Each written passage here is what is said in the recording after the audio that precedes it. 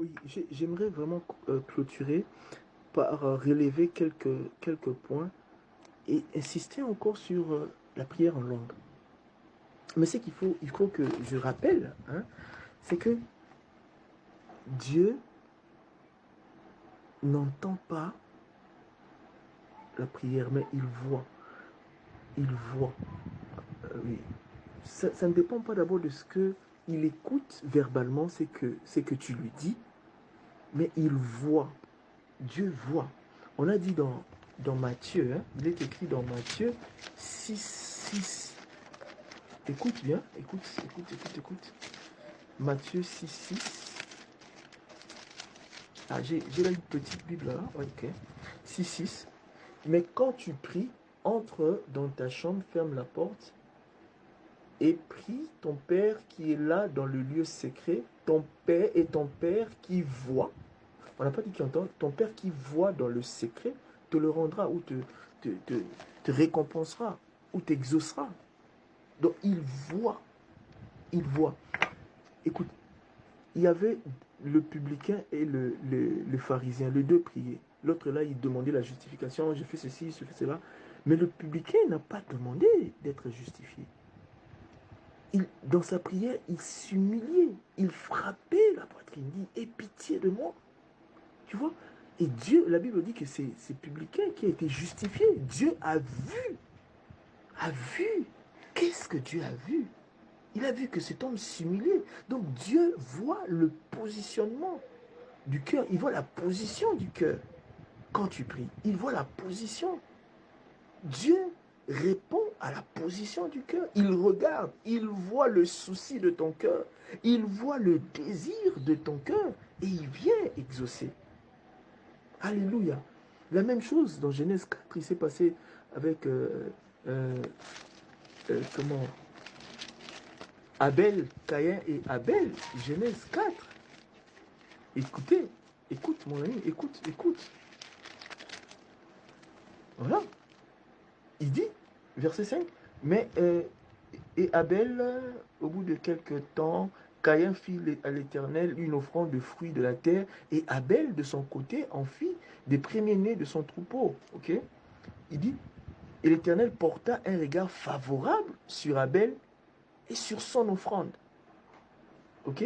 Mais il ne porta pas un regard favorable sur Caïn et sur son offrande. Donc Dieu voit d'abord la position ou le positionnement de cœur. Donc il a porté d'abord le regard sur Abel, la vie d'Abel, comment c'est qu'il était. Ok? Avant de voir l'offrande. Il a vu. Sur Caïn, il l'a vu. Il a vu. Donc Dieu voit ce positionnement-là. Il voit ton souci, le souci de ton cœur. Il voit le désir de ton cœur.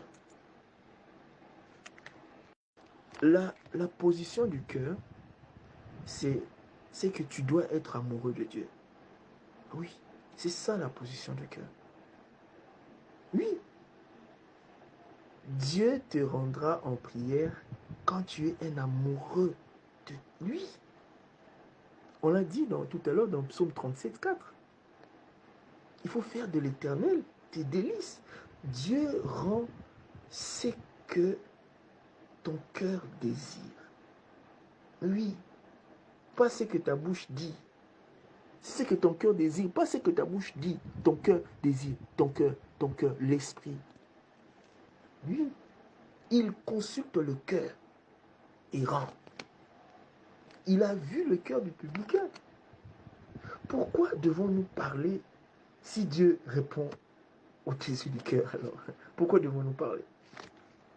Nous devons parler parce que tout ce que Dieu nous donne, c'est un esprit. N'oubliez pas, Dieu est esprit. Et nous devons prier dans le lieu secret qui est l'esprit. Et ce que Dieu nous donne, c'est un esprit. Éphésiens 1:3. Ok? Éphésiens 1:3. On a reçu toutes les bénédictions spirituelles dans le lieu céleste, dans l'esprit, dans les spirituels. Et on parle parce que c'est l'homme. C'est l'homme qui est en quelque sorte, comment je peux dire ça? L'homme est la porte légale pour ramener ce que Dieu t'a donné spirituellement dans le matériel ou dans le naturel. Alléluia. Donc, il faut faire cette différenciation. Le monde matériel, lui, il a besoin de la parole. Car c'est le moyen légal de transfert, la parole. Le monde spirituel a besoin des portes pour entrer. Jacob a vu cette porte. Jean en Apocalypse, il a vu aussi cette porte. Et qu'il lui demandait de monter ici, monte ici, monte ici. Il a vu. C'est ça, la porte. La porte d'entrée. La porte de transfert. Qui prend des choses du spirituel et les ramène dans le matériel. Alors, sans prier, tu n'auras pas à légaliser. Tu n'as rien légalisé. Quand tu ne pries pas, tu ne légalises rien et rien n'arrive. Oui, la prière utilise une loi. Il faut utiliser ces choses. Et ça marche. Écoutez, dans Ézéchiel 37, okay, Ézéchiel, Dieu lui a dit, tu vois, il y a des ossements là, ils vont reprendre vie, la chair va venir, et tout, et tout, et tout. Mais aussi longtemps, Ézéchiel n'avait pas parlé, n'avait pas prophétisé, rien n'était arrivé. Il a dit, fils de l'homme, prophétise. Et quand Ézéchiel a prophétisé, et les choses se sont mises en mouvement. Donc il faut parler. Dans la prière, on parle. Ah oui, on parle. On parle. Alors, pourquoi on prie en esprit? Ah oui, la prière, le parler en langue. C'est très important. Il faut comprendre que la prière de l'esprit est initiée par l'esprit. Ok? On a dit qu'il faut prier dans les lieux secrets. Donc, c'est initié par l'Esprit de Dieu, le Saint-Esprit.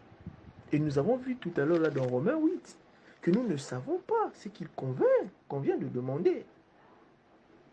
On ne sait pas. Et souvent, on prie avec intelligence et on ne sait pas vraiment ce qu'il convient de demander. Et c'est l'Esprit qui vient nous aider. Il vient nous aider. Il est très important de prier en langue. Écoutez, Saül était sorti pour aller chercher les ânesses de son père qui était perdu. Il était sorti pour aller chercher les ânesses. Mais en rencontrant Samuel lui a dit que Israël est à toi. Ok, il devait être roi. Lui, sa prière, c'était des ânesses. Alors que la volonté de Dieu c'était la royauté.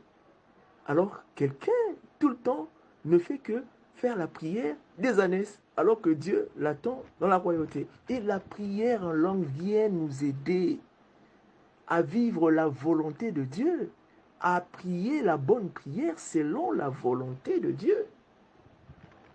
Ah oui, Saül n'était même pas au courant. Saül n'était pas au courant. Car quand on parle en langue, hein, l'intelligence est stérile. Et c'est l'esprit qui opère. L'esprit qui opère, Oh, bien aimé, il ne faut pas avoir peur des choses de l'esprit. Quand on parle esprit, on prend l'esprit, les gens ont peur. Ah non, il ne faut pas avoir peur.